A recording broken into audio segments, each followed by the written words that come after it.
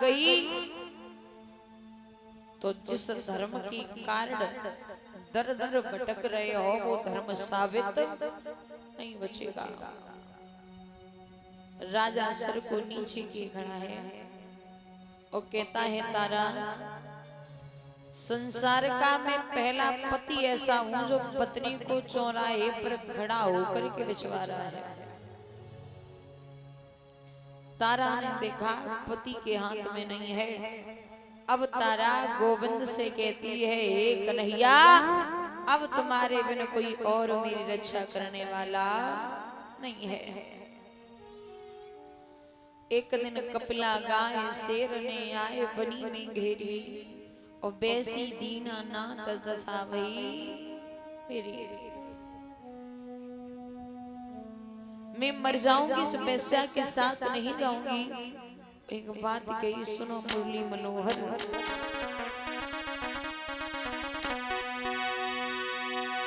आजा कन्हैया, आजा कन्हैया,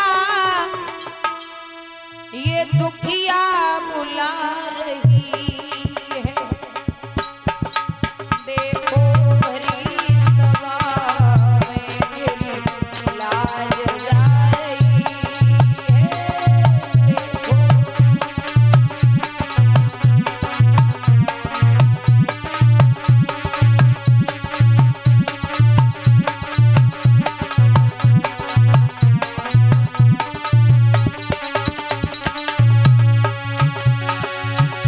चलता न जोर कोई, चलता न जोर कोई, मेरी जान जा रही है। देखो अरे देखो, देखो भरी सभा में दुखिया बुला रही है।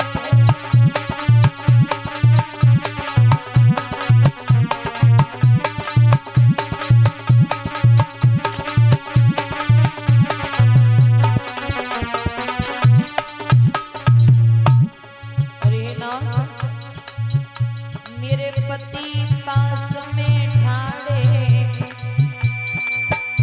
नहीं कोई भी बस चलता।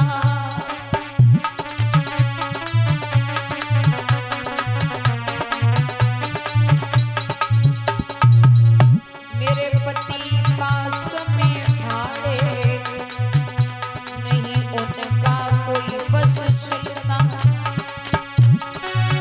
आजा कन्हैया, आजा कन्हैया, मेरी जान जा रही है। देखो अरे देखो, देखो हरी सभा में दुखिया बुला रही है।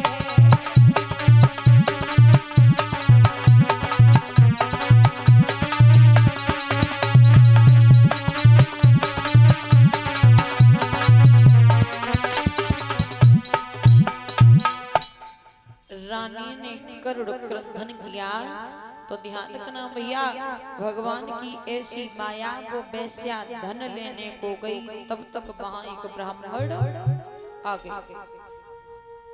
बोले, इस लड़की की क्या कीमत है?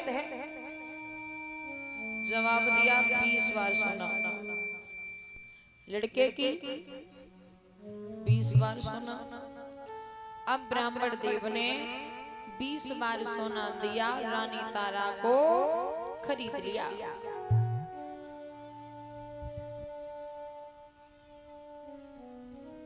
अब रानी तारा ने ब्राह्मण के पांव पकड़े और कहा, आप हमारे पिता समान हैं, आप हमारे ऊपर एक एहसान कर दीजिए। क्या?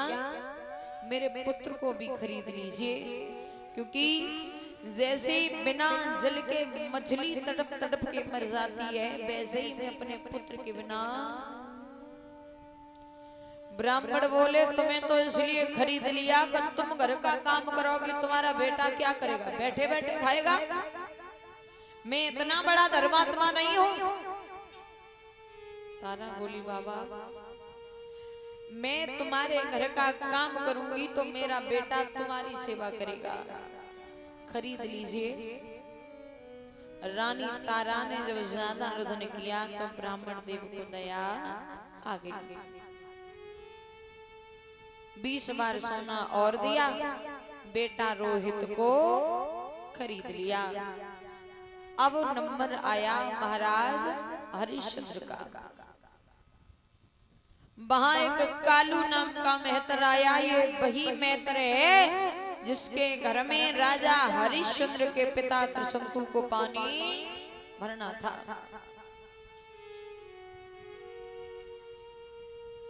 पास में पहुंचे, बोले क्या कीमत है? जवाब दिया 20 बार सोना। 20 बार सोना हाथ में रखा। राजा हरिश्चंद्र को खरीद के वो कालू मेहतर चला। पूछने लगा, देखने में तो ठीक ठाक शरीर से लग रहे हो, क्या बात है, नाम क्या है? राजा के मुख से निकल गया कि मैं अयोध्या का राजा हूं और मेरा नाम है हरिश्चंद्र। मेहतर हंसने लगा, बोले हमें लग रहा है कि दिमाग पे गर्मी बढ़ गई। तुम वो भी अयोध्या के राजा? अरे कहने में भी शर्म नहीं आई। और हरिश्चंद्र नाम, इतना बड़ा नाम, इतना बड़ा नाम है, लेने में 2-4 दिन लग जाएंगे। तो हरिश्चंद्र छोड़ो, मैं तुम्हें हरिया के नाम से पुकारूंगा। याद रखना दादा, समय बदलते देर नहीं लगती। इसलिए कहते हैं ना, यदि अच्छा समय आ जाए तो किसी को सताना नहीं चाहिए, और बुरा समय आ जाए तो जल्दी घबराना नहीं चाहिए। क्योंकि जब दुख ज्यादा होता है, जब अंधेरा ज्यादा होता है, तो समझ जाओ सवेरे होने में ज्यादा देर नहीं है। और ये सब समय के खेल हैं। जब समय न्याय करता है ना, तो गवाहों की जरूरत नहीं पड़ती। समय की मार बहुत बुरी है।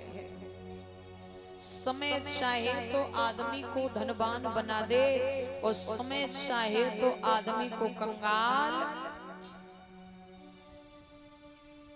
समय का चक्र बदला।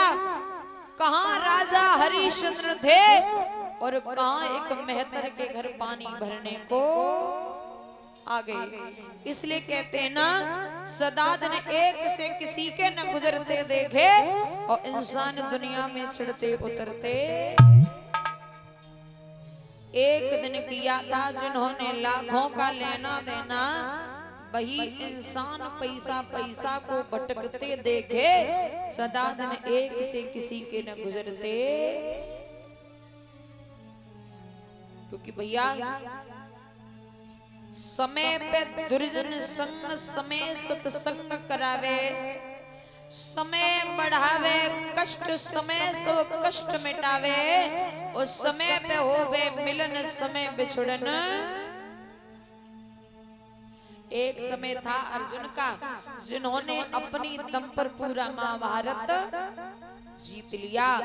एक दिन समय वो आया अर्जुन का, वही बाण थे, वही अर्जुन थे। गोपिका भील ने लूट ली, देखते रहे खड़े होकर के। एक समय रावण का वो था जिसने अपनी बल पर 10 दिशाएं जीत ली, और एक दिन रावण का समय वो आया, सीट कटा हुआ रण में पड़ा रहा, कोई रोने वाला नहीं बचा। ध्यान रखना दादा। अरे नर काहे पे करत गुमान, और कोई नहीं अमर रहो दुनिया में।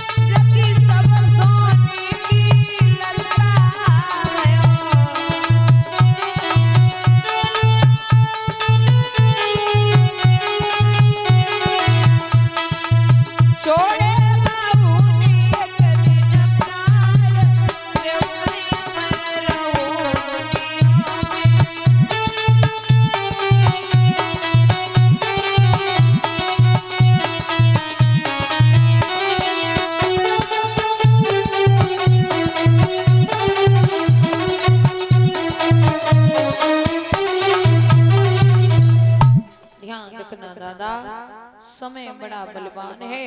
इधर राजा हरिश्चंद्र मेहतर के घर पानी भरने को पहुंच गए, लेकिन विश्वामित्र को चैन न है। राजा जब जब भोजन करने बैठता तो विश्वामित्र किसी न किसी रूप में आ जाते, कभी संत बन के, तो कभी ब्राह्मण बन के, तो कभी कोड़ी बन के, और कहते मुझे 15 दिन हो गए मैंने भोजन नहीं किया। राजा कहता है भैया तुम्हें 15 है गए तो 10 समय भी हो गए, और हमें तो कल फिर भोजन मिल जाएगा, लेकिन तुम्हारा कुछ पता नहीं। एक काम करो, आज तुम भोजन कर लो, कल मैं कर लूंगा।